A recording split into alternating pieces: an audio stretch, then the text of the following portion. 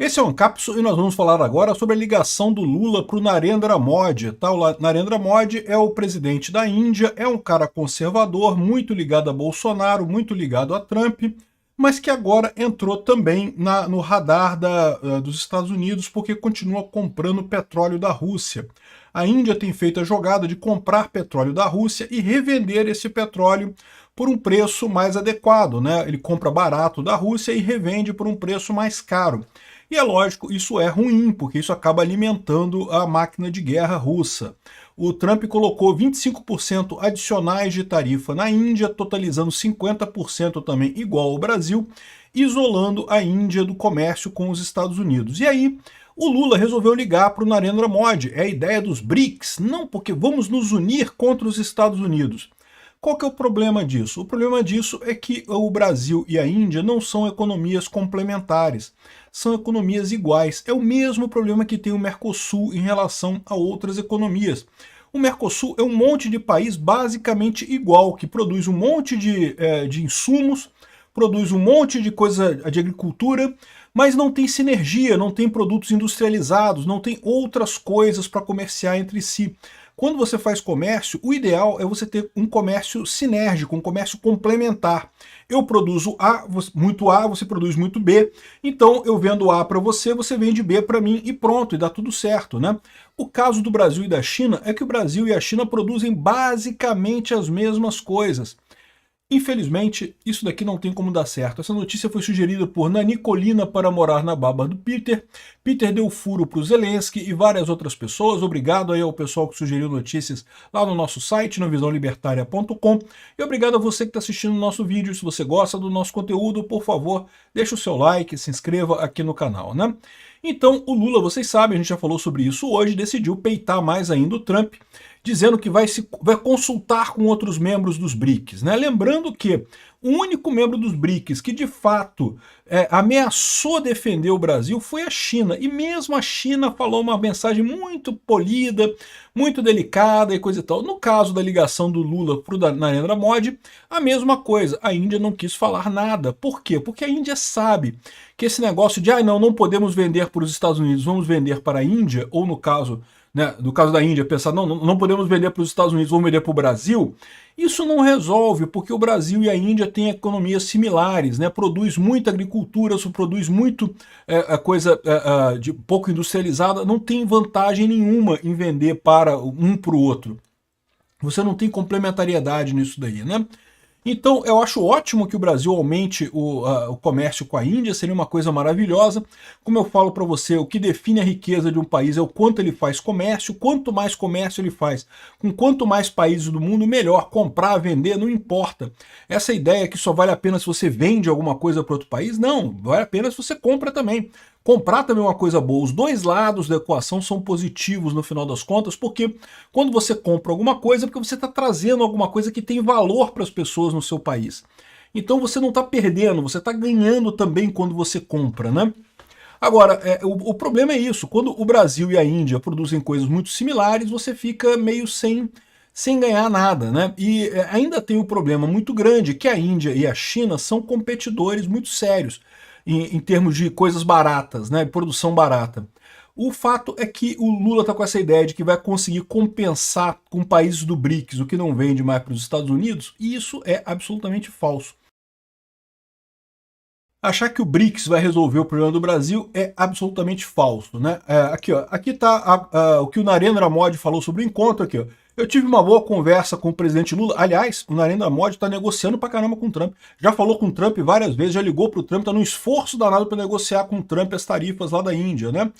Então, ao contrário do Lula, que é um covarde, que não tem coragem de ligar para o Trump, nada, o Narendra Modi está com interesse de resolver.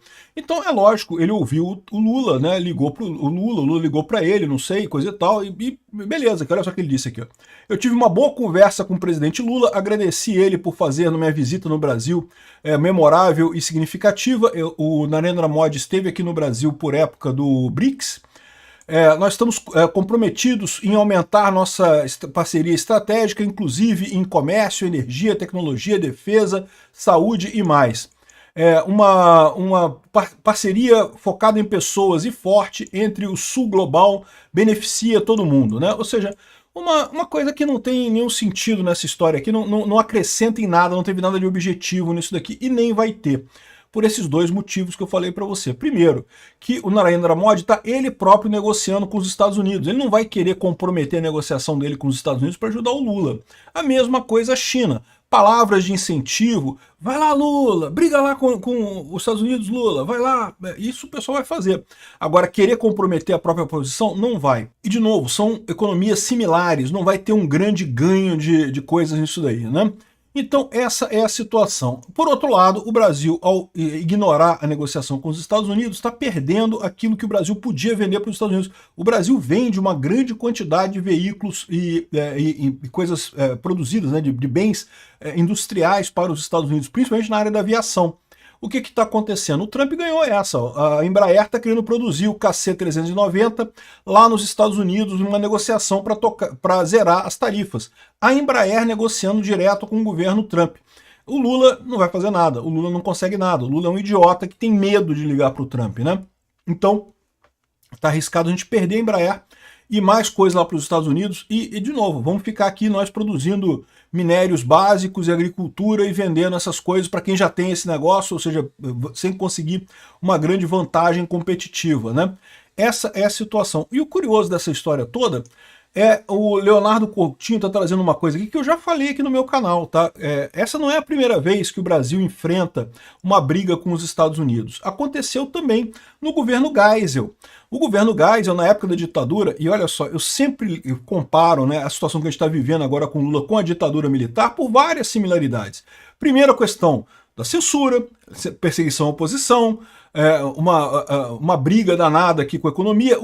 A economia dos governos militares e a economia do Lula é basicamente a mesma coisa. Imprimir dinheiro como se não houvesse amanhã, na expectativa de melhorar a economia, como se o governo melhorasse a economia. O governo não melhora a economia.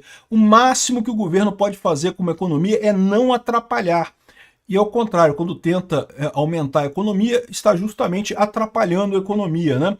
E lá em 77 houve uma briga do Geisel com os Estados Unidos. Os Estados Unidos, até então um parceiro muito forte das forças militares brasileiras, ficou chateado com o quê? Com a violação de direitos humanos na ditadura brasileira. Olha que coisa, exatamente como o governo Trump está chateado com a violação de direitos humanos na ditadura brasileira que nós estamos vivendo agora.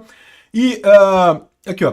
O presidente Luiz Inácio da Silva está cada vez mais parecido com o Ernesto, não o Che Guevara, Ernesto Che Guevara, mas sim com o Ernesto Geisel, né? Por ironia, ainda vamos pensar assim, Lula emergiu como um líder sindical de dimensões nacionais justamente quando Geisel era o ditador de turno, né?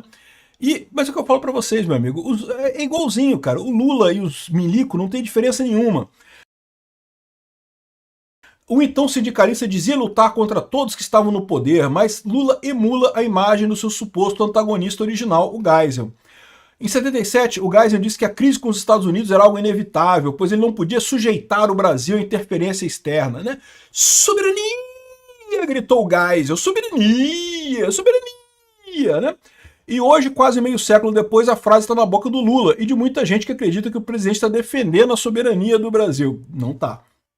Se qualquer jornal estampar uma manchete com a foto do presidente Lula e a frase do Geisel, 100% dos eleitores lerão como algo natural.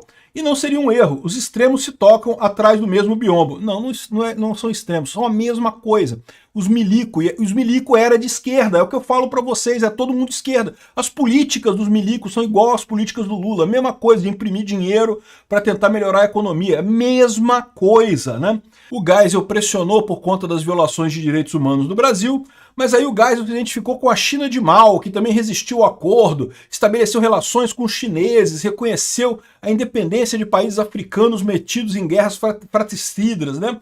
A mesma porcaria do Lula, meu amigo, não tem diferença nenhuma entre os milico e o Lula, é a mesma coisa. E aqui, ó, e é verdade que o Washington já vinha namorando com Pequim com o objetivo de aprofundar as divisões dos chineses com os soviéticos a fim de impedir os comunistas de entrassem e se fortalecessem como bloco naquele contexto. Mas a aproximação supostamente controlada dos americanos divergia em muito dos planos do Brasil. No final das contas, essa foi a história. Teve a briga, os Estados Unidos puniu o Brasil na época com a perda de cooperação militar que tinha com os milicos aqui no Brasil, e no final das contas, sabe o que aconteceu? Isso foi em 78, em 79 os milicos desistiram e botaram o Figueiredo, que foi o último presidente da ditadura, com o objetivo de abrir a ditadura.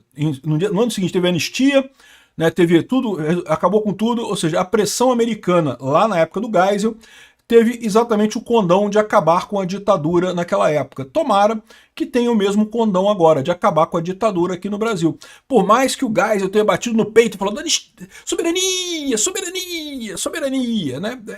Falar ele fala, mas no fundo machucou tanto que teve que partir para anistia, anistia, anistia, e acabar com a coisa toda, acabar com a ditadura militar. Eu tô achando que vai acontecer a mesma coisa agora, hein? Enfim, se virar para a China, se virar para o BRICS, não vai levar a lugar nenhum, meu amigo. Felizmente, uma coisa positiva, vai acabar essa ditadura muito em breve aqui no Brasil.